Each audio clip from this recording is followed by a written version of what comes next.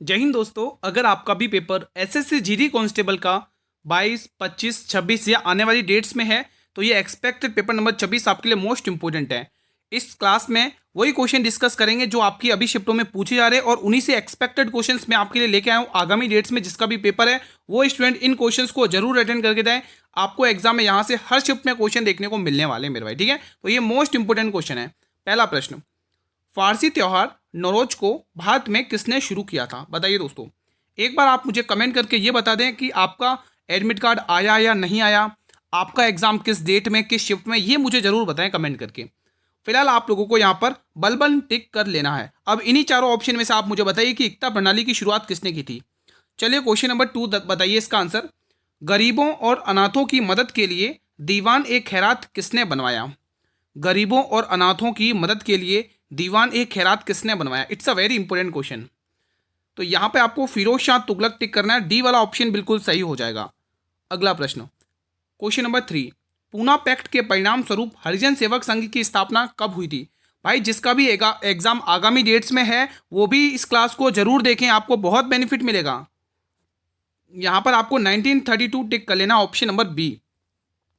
अगला क्वेश्चन, मालवा का पठार किन दो पर्वत श्रृंखलाओं के बीच में स्थित है? ये जो मेरे भाई मालवा का पठार है किन दो पर्वत श्रृंखलाओं के बीच में स्थित है? यहां पर आप लोग ऑप्शन नंबर ए टिक कर लोगे, ये अरावली और विंध्य पर्वतमालाओं के बीच में है दोस्तों, ठीक है। आपको ये वीडियो देखने के बाद ये आइडिया लग जाएगा कि एग्जामिनर कहां से क्वेश्चन पूछ रहा है। देखो टॉपिक यही है, सारे के सारे टॉपिक यही हैं, बस एग्जामिनर थोड़ा सा घुमाकर क्वेश्चन आप लोगों से पूछ रहा है, ठीक है मेरे भाई। वैसा ही कंटेंट मैंने आप लोगों के लिए बनाया है। विंध्य पर्वत किन दो प्रमुख क्षेत्रों के बीच विभाजक का कार्य करता है? It's a very important question, बताइए। यहां पर क्या बताएंगे आप लोग? ऑप्शन नंबर ए, उत्तर भारत और दक्षिण भारत को अलग करने का काम ये करता है मेरे भाई, ठीक है। अगला क्वेश्चन देखेंगे आप लोग, मायोपिया मानव शरीर के किस अंग से संबंधित बीमारी है? देखो मेरे भाई बायोलॉजी के क्वेश्चन पूछे जा रहे हैं, 3 से 4 क्वेश्चन हर शिफ्ट में, ठीक है। और किसी किसी शिफ्ट में करंट अफेयर के क्वेश्चन पूछे जा रहे हैं, तो आपको करंट अफेयर के क्वेश्चन भी साथ साथ में कवर करना है मेरे भाई, ठीक है। इसका आंसर बताइए। तो यहां पे आप लोग क्या टिक करोगे? ऑप्शन नंबर बी, आंख से संबंधित है, ठीक है। अगला क्वेश्चन, भारत के संविधान में मौलिक कर्तव्यों को किस संशोधन द्वारा जोड़ा गया था? इट्स अ वेरी इंपॉर्टेंट, बताइए दोस्तों। मेरे भाई अगर आप चाहते हैं ना कि इसी प्रकार से क्लासेस डेली चलें और आपके क्या नाम है पीडीएफ भी मिलती रहे आपको, तो इस चैनल को सब्सक्राइब जरूर कर लेना, ठीक है। और एक और इंपॉर्टेंट न्यूज़ देने जा रहा हूँ आप लोगों को, पहले इसका आंसर टिक करें। न्यूज़ क्या मतलब कि आप लोगों की डिमांड थी वो पूरी करी गई है। एक बार इसका आंसर टिक कर लेते हैं। यहाँ पर आपको 42वां संविधान संशोधन टिक करना है 1976। इसके तहत दोस्तों 10 मौलिक कर्तव्य ऐड किए गए थे, लेकिन जो 11वां मौलिक कर्तव्य हुआ था मेरे भाई वो 86वां संविधान संशोधन के तहत ऐड किया था, ठीक है। ध्यान रखना दोस्तों। अगला क्वेश्चन, हाँ तो ये दोस्तों आप लोगों की बहुत डिमांड थी ना मेरे भाई कि सर मैथ और रीजनिंग की क्लास लगाइए, तो आज मैंने आपकी डिमांड को पूरा किया और 7 बजे मैंने मैथ और रीजनिंग की क्लास अपलोड कर दी है। बस आप सभी से रिक्वेस्ट है, अगर आप मैथ और रीजनिंग में अच्छा स्कोर करना चाहते हैं ना तो वो 7 बजे वाली क्लास देख लेना, मजा आ जाएगा। विश्व का सबसे बड़ा माजुली द्वीप भारत की किस नदी पर स्थित है? बताइए, इंपॉर्टेंट क्वेश्चन है। तो ये ब्रह्मपुत्र नदी पर स्थित है दोस्तों। आप सभी को पता ही हो दोस्तों, गंगा और ब्रह्मपुत्र दोनों मिलकर बांग्लादेश में सुंदरबन का डेल्टा बनाती है मेरे भाई, ठीक है। चलिए अगला क्वेश्चन भी देख लेते हैं। क्वेश्चन नंबर 10, ध्वनि की तीव्रता मापने के लिए किस इकाई का उपयोग किया जाता है? ध्वनि की तीव्रता को मापने के लिए किस इकाई का उपयोग किया जाता है? तो आंसर आएगा डेसिबल। अगला प्रश्न, मनुष्य की आंख में वस्तु का प्रतिबिंब कहां बनता है? यह बहुत ही प्यारा सा क्वेश्चन है। मनुष्य की आंख में वस्तु का प्रतिबिंब कहां बनता है? तो यहां पे जवाब आएगा रेटिना पर। कहां पर? Retina, option number D. अगला प्रश्न, आजाद हिंद फौज का गठन किसने किया था? और मैं आपको यहीं पे पूछूं दोस्तों, पुनर्गठन किसने किया था दोस्तों? इसका पुनर्गठन किसी को पता है? पुनर्गठन किसने किया था? अगर आपको आता है तो आप आंसर बता सकते हैं, इसका पुनर्गठन किसने किया था मेरे भाई। फिलहाल इसकी जिसके जो गठन किया था वो था रास बिहारी बोस ने दोस्तों, ठीक है, बी वाला ऑप्शन। इनका जो पुनर्गठन किया था सुभाष चंद्र बोस, अरे कहाँ गया, यहाँ पर ये सुभाष चंद्र बोस ने, ठीक है, ध्यान रखना। फिलहाल अगला क्वेश्चन, भारत के महान्यायवादी जिनको आप इंग्लिश में अटॉर्नी जनरल ऑफ इंडिया कहते हैं, इनकी नियुक्ति कौन करता है? बताइए दोस्तों, इंपॉर्टेंट क्वेश्चन है। इनकी नियुक्ति कौन करता है? आपको कमेंट के माध्यम से मुझे रेस्पॉन्स करना है। तो यहां पर आपको क्या टिक करोगे? इनकी जो नियुक्ति होती है मेरे भाई वो राष्ट्रपति के थ्रू होती है, ऑप्शन नंबर सी। अगला प्रश्न, जल्लीकट्टू किस राज्य का एक पारंपरिक सांडों की लड़ाई वाला उत्सव है? मतलब कि इसमें सांड होते हैं ना, जो सांड उनकी फाइट होती है इनमें, इस त्योहार में दोस्तों, वो आपसे पूछा किस राज्य का फेमस है। तो यहाँ पे आप लोग क्या टिक करोगे, कहोगे गुरु तमिलनाडु का फेमस है। तमिलनाडु का क्लासिकल डांस क्या मेरे भाई, बताया था ना, भरतनाट्यम। ध्यान रखना आप लोग। लोसांग उत्सव कहाँ पर मुख्य त्योहार है, मतलब कहाँ का ये प्रसिद्ध त्योहार है, ये आपसे क्वेश्चन ने पूछा है। चलिए बताइए। तो मेरे भाई ये आपको ध्यान में रखना है, सिक्किम का है, ऑप्शन नंबर बी। अगला प्रश्न, विश्व हाइड्रोजन शिखर सम्मेलन 2025 का आयोजन किस देश में किया गया है? ये भी शानदार क्वेश्चन है। तो इसका आयोजन नीदरलैंड में किया गया है, ऑप्शन नंबर सी को आपको टिक कर लेना है। अगला प्रश्न, 18वें प्रवासी भारतीय दिवस सम्मेलन 2025 का आयोजन भारत के किस शहर में किया गया है? ये भी शानदार क्वेश्चन है। तो भारत के दोस्तों भुवनेश्वर। अब ये भुवनेश्वर कहाँ का दोस्तों बताइए, किसी को पता है? अगला क्वेश्चन, बादामी को अपनी राजधानी बनाने वाला पहला चालुक्य राजा कौन था भाई, बताइए। शानदार क्वेश्चन है मेरे भाई। चीज़ें क्लियर है ना, तो ये बटन दबाकर आप मुझे रेस्पॉन्स कर सकते हैं कि गुरु चीज़ें क्लियर हैं। फिलहाल यहाँ पे आपको पुलकेशिन प्रथम टिक करना है। क्या टिक करना है? पुलकेशिन प्रथम आपको टिक कर लेना, ऑप्शन नंबर बी। अगला प्रश्न, जनगणना 2011 के अनुसार भारत के किस राज्य में महिला साक्षरता दर सबसे कम है? चलिए अब यहाँ पर मैं दो बातें बताऊंगा, ध्यान से सुनना, बिल्कुल भी स्किप नहीं करना है। और जो मैं बताने जा रहा हूँ वो बहुत इंपॉर्टेंट है। कुल साक्षरता दर, अब दोस्तों आपको पता ही होगा 74.04% है ये कुल, ठीक है, ये कुल की बात हो रही है। अब इसमें से आपको महिला और पुरुष पूछता है। यहाँ पर मैं लिख देता हूँ महिला साक्षरता दर आपसे पूछेगा, और यहाँ पर पुरुष पूछेगा, ठीक है। तो महिला में आप लोग ध्यान से सुनेंगे, 65.46% आपको याद कर लेना है, ये एक्चुअल डाटा। यहाँ पर 82 पॉइंट के समथिंग कुछ ऐसा है, तो 82.14% के समथिंग है, ठीक है दोस्तों। तो ये पुरुष साक्षरता दर है। तो ये आपको अभी के अभी डाटा याद कर लेना है, एग्जाम में पूछा जा सकता है आप लोगों को, ठीक है। एग्जाम में पूछेगा आप लोगों को, जिनका भी आगामी डेट्स में एग्जाम है, आगामी शिफ्टों में पेपर है। तो यहाँ पे बिहार राज्य बिल्कुल परफेक्ट हो जाएगा। अगला क्वेश्चन भी देख लेते हैं, क्वेश्चन 20 भी बता देंगे आप लोग, लगे हाथ। जाइलम पौधों में क्या कार्य करता है? मतलब कि आपको पूछा जाइलम का जो मेन वर्क होता है वो क्या होता है? क्या वो जल का परिवहन करता है? ये पहले ही लाइन में आंसर आ चुका है, भोजन का परिवहन नहीं, आंसर आएगा जल का परिवहन करता है। अगला प्रश्न भी देख लेते हैं, 12वां विश्व हिंदी सम्मेलन 2023 कहां पर आयोजित हुआ था? ये भी शानदार क्वेश्चन आपके स्क्रीन पर है। चलिए बताइए इसका आंसर। सही आंसर होगा Fiji, option number C will be the right answer. अगला प्रश्न, अनुच्छेद 350 का बी जो भाषाई अल्पसंख्यकों के विशेष अधिकारी की नियुक्ति करता है, किस संशोधन द्वारा जोड़ा गया है? ये एकदम शानदार क्वेश्चन, एक न्यू क्वेश्चन है, बताइए ये किस अमेंडमेंट के थ्रू ऐड किया गया? तो जवाब के रूप में आएगा 7वां संविधान संशोधन अधिनियम। चलिए कोई मुझे कमेंट करके बताएगा 44वां संविधान संशोधन में क्या था दोस्तों, किसको हटाया था, कोई मुझे बता सकता है? क्योंकि ये क्वेश्चन मैं डेली रिवीजन करवाता हूँ आप लोगों को। अगला क्वेश्चन भी देख लेते हैं, बोनालू उत्सव किस राज्य की मतलब किसके दौरान, मतलब उत्सव के दौरान किस देवी की पूजा की जाती है? मतलब कि जो आपका जो बोनालू फेस्टिवल है, इसमें किस देवी की पूजा की जाती है भाई, बताइए। ये बोनालू फेस्टिवल के बारे में मैंने बहुत बार बताया भी आप लोगों को। यहाँ पे देवी महाकाली टिक कर लेना, ऑप्शन नंबर बी। अगला क्वेश्चन, निम्नलिखित में से कौन सा एंजाइम वसा के पाचन में मुख्य भूमिका निभाता है? देखो मेरे भाई बायोलॉजी से 2 से 3 क्वेश्चन पूछा रहे हैं, 2 से 3 क्वेश्चन हर शिफ्ट में आ रहे हैं बायोलॉजी से। तो आप लोगों को बायोलॉजी अच्छे से पढ़नी है, एग्जाम में क्वेश्चन आ रहा है। आप पादप जगत वाला चैप्टर पढ़ सकते हैं, ठीक है, और ये मतलब न्यूरॉन्स वाला चैप्टर पढ़ सकते हैं, ये अच्छे से पढ़ सकते हैं, कोशिका पढ़ सकते हैं। बायोलॉजी में अच्छे खासे क्वेश्चन पूछे जा रहे हैं। फिलहाल आपको लाइपेज टिक कर लेना है, ठीक है। अगला क्वेश्चन देखेंगे, कोलेरू झील निम्न में से किन 2 नदियों के डेल्टा के बीच में स्थित है? कोलेरू झील बहुत इंपॉर्टेंट है, बहुत ही इंपॉर्टेंट है।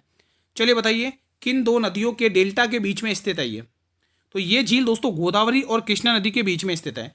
गोदावरी का उद्गम स्थल कहाँ से दोस्तों? महाराष्ट्र के नासिक के पास त्र्यंबकेश्वर पहाड़ से इसका उद्गम है। वहीं में कृष्णा नदी की बात करूँ दोस्तों, कृष्णा नदी का उद्गम महाबलेश्वर की पहाड़ियों से है मेरे भाई। तो इनके जो उद्गम ओरिजिनेट पॉइंट्स हैं वो भी याद रखना आप लोग, ठीक है। क्वेश्चन 26 बता दीजिए, तमिलनाडु में मनाए जाने वाले थाईपुसम थाईपुसम त्योहार किस देवता की पूजा की जाती है? इस त्योहार में किस देवता की पूजा की जाती है? शानदार क्वेश्चन है। तो आप कहोगे भगवान मुरुगन, ऑप्शन नंबर सी। अगला क्वेश्चन देख लेंगे, नुआखाई उत्सव किस राज्य में फसल के स्वागत के लिए मनाया जाता है? स्टैटिक जीके में थोड़े अच्छे क्वेश्चंस पूछे जा रहे हैं मेरे भाई, ठीक है। तो ओडिशा आपको टिक कर लेना है। अगले प्रश्न की ओर बढ़ते हैं, भारत की प्रथम महिला मुख्य चुनाव आयुक्त कौन थी? शानदार क्वेश्चन है। भारत की प्रथम महिला मुख्य चुनाव आयुक्त कौन थी? तो आप ये कहोगे गुरु इनका आंसर आएगा बी वाला ऑप्शन, VS रमा देवी, ठीक है। अगला प्रश्न देख लेते हैं, क्वेश्चन नंबर 29, ओलंपिक पदक जीतने वाली पहली भारतीय महिला खिलाड़ी कौन है? ओलंपिक पदक जीतने वाली पहली भारतीय महिला खिलाड़ी कौन है, यह आपको मुझे बताना है कमेंट के माध्यम से। यहाँ पे कन्नम मल्लेश्वरी टिक कर लेना मेरा, क्या टिक करोगे, कन्नम मल्लेश्वरी। अगला क्वेश्चन आपके स्क्रीन पर है, एशियाई खेलों में स्वर्ण पदक जीतने वाली पहली भारतीय महिला कौन थी। एशियाई खेलों में स्वर्ण पदक जीतने वाली पहली भारतीय महिला का नाम है Kamaljeet Sandhu. Option number B will be the right answer. अगला प्रश्न, ओलंपिक के इतिहास में 2 व्यक्तिगत पदक जीतने वाली पहली भारतीय महिला कौन है। 2 व्यक्तिगत पदक जीतने वाली पहली महिला कौन है, यह आपसे पूछा है। तो जवाब आएगा PV Sindhu, option number B. अगला प्रश्न, प्रधानमंत्री जन धन योजना की शुरुआत किस वर्ष में हुई थी।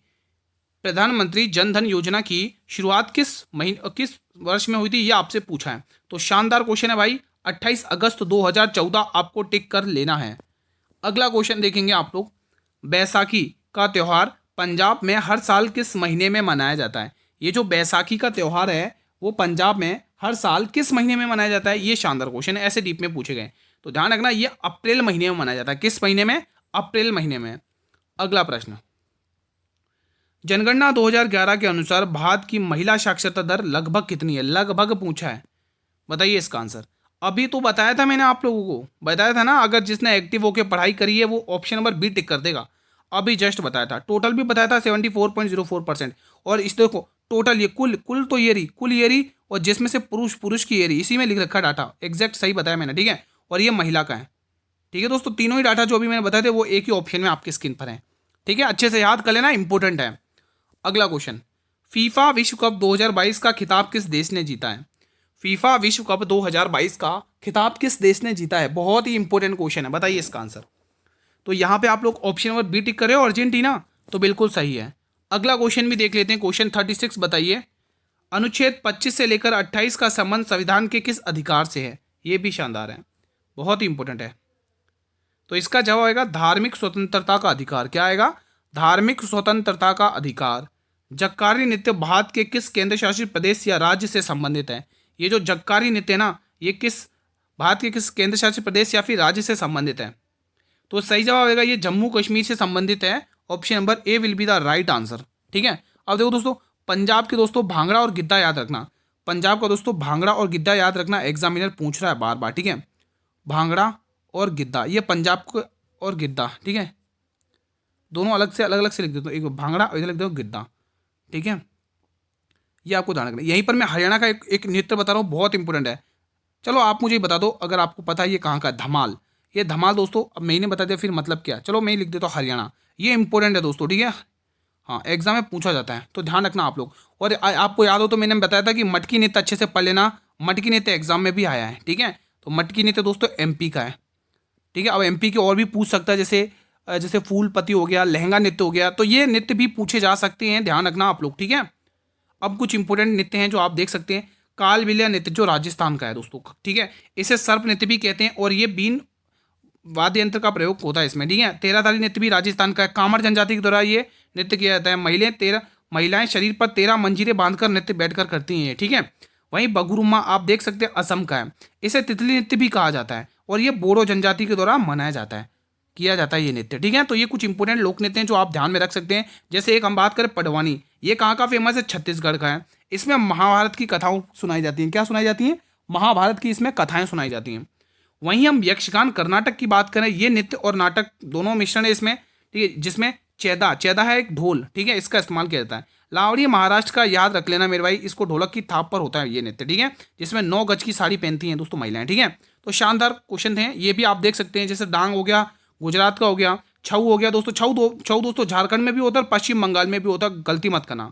अभी जो कड़सा नृत्य है ये दोस्तों झारखंड में होता है, ठीक है। अगर आप और अच्छे से पढ़ना चाहो तो इसको पढ़ सकते हैं मेरे भाई, ठीक है, कोई डाउट तो नहीं है। अगला क्वेश्चन 38 बताइए, कर्नाटक का डोलू कुनीथा नृत्य मुख्य रूप से किस देवी देवता के लिए आराधना के लिए किया जाता है। ये भी शानदार और इंपॉर्टेंट क्वेश्चन है भाई, बताइए, इंपॉर्टेंट क्वेश्चन है। इसका आंसर आप मुझे कमेंट के माध्यम से बता सकते हैं तो बता दीजिए, नहीं तो आंसर इसका आएगा भगवान बीरेश्वर, ठीक है। बीरेश्वर आपको टिक कर लेना है, ठीक है। बढ़े अगले प्रश्न की तरफ। क्वेश्चन नंबर 39 आपकी स्क्रीन पर है।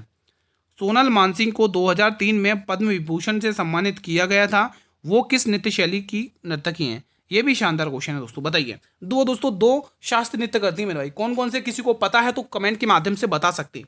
तो यहाँ पे आपको भरतनाट्यम और ओडिसी टिक करना है। भरतनाट्यम तमिलनाडु का क्लासिकल डांस है, ओडिसी ओडिशा का क्लासिकल डांस है, कथक यूपी का क्लासिकल डांस है, ठीक है। एकमात्र उत्तर भारत का शास्त्रीय नृत्य है कथक, ध्यान रखना। अगर कथकली आएगा तो आपको केरल टिकना है, क्योंकि केरल भारत का एकमात्र एक ऐसा स्टेट है जिसके दो क्लासिकल डांस है, एक तो मोहिनीअट्टम और दूसरा केरल का कथकली। होवा लोक किस राज्य का एक प्राचीन पारंपरिक नृत्य है? होवा लोक दोस्तों किस राज्य का एक प्राचीन और पारंपरिक लोक नृत्य है? तो आप ये कहोगे अरुणाचल प्रदेश का है, यानी कि डी ऑप्शन। अगला प्रश्न, विजयनगर साम्राज्य में अमराम शब्द का अर्थ क्या था? विजयनगर साम्राज्य में अमराम, ये जो अमराम है ना, इस शब्द का अर्थ क्या था, ये आपसे क्वेश्चन ने पूछा है। बहुत ही इंपॉर्टेंट क्वेश्चन है भाई, बताइए इसका आंसर। तो इसका आंसर आएगा सैनिकों को दी जाने वाली भूमि है ये एक प्रकार की, ठीक है।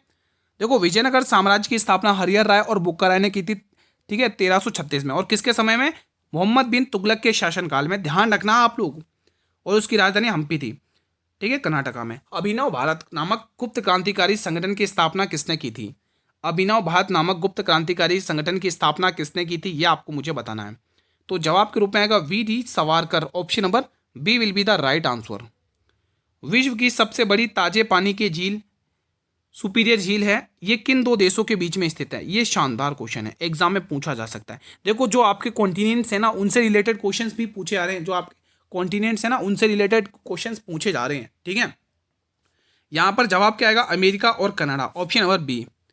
अगला क्वेश्चन, क्वेश्चन नंबर 44। देखो 7 बजे वाली क्लास अटेंड कर लेना भाई, मैंने आप लोगों के लिए गणित और रीजनिंग की क्लास स्पेशली मतलब तैयार करी है। जो डेली क्वेश्चन पूछे रहे ना वही उसमें है, अगर आप वो करके भी चले जाते हो तो मैं तो रीजनिंग में आप लोग चिंता लेना छोड़ दो फिर तो, ठीक है। राज्यसभा का सभापति अपना त्यागपत्र किसे सौंपता है? देखो दोस्तों, आपने देखा था राज्यसभा का जो पदेन सभापति होता है वो आर्टिकल 64 के तहत होते हैं मेरे भाई, ठीक है, उपराष्ट्रपति होता है। लेकिन आपको पूछा है कि जो राज्यसभा का जो सभापति है ना, वो अपना त्यागपत्र किसको सौंपता है? ये शानदार क्वेश्चन है, तो ये राष्ट्रपति को सौंपता है, ऑप्शन नंबर बी। अगला प्रश्न, वर्ष 2023 का क्रिकेट विश्व कप फाइनल किस स्टेडियम में खेला गया था? ये एक शानदार सा क्वेश्चन आपके स्क्रीन पर आ चुका है, बताइए इसका जवाब। तो ये खेला गया था Narendra Modi stadium, option number C will be the right answer. अगला प्रश्न भी देख लेते हैं।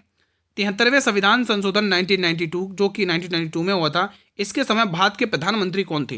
दोस्तों कोई मुझे बताएगा क्या, ये 73वां संविधान संशोधन अधिनियम था 1992 में, इसमें किसको संवैधानिक का दर्जा दिया गया था? तो यहीं पर नोट करोगे पंचायत को मेरे भाई, क्या टिक करोगे? पंचायत को संवैधानिक का दर्जा दिया गया था, पंचायत को, ठीक है। और 74वां किसको दिया गया था? नगर पालिकाओं को, ध्यान में रखना आप लोगों को। फिलहाल आप यहाँ पर पीवी नरसिम्हा राव कर लेंगे, ऑप्शन नंबर सी। अगला क्वेश्चन, संविधान की छठी अनुसूची इनमें से किस राज्य पर लागू नहीं होती है? छठी अनुसूची बताइए, इंपॉर्टेंट है, चलिए बताइए इसका आंसर क्या हो जाएगा। यहां पर आपको मणिपुर टिक कर लेना मेरे भाई, बहुत ही इंपॉर्टेंट क्वेश्चन है, ठीक है।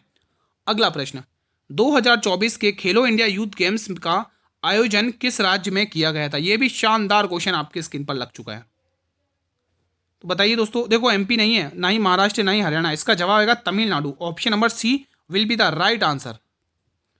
भारत में जनगणना का कार्य गृह मंत्रालय के अधीन कौन सा अधिकारी करता है?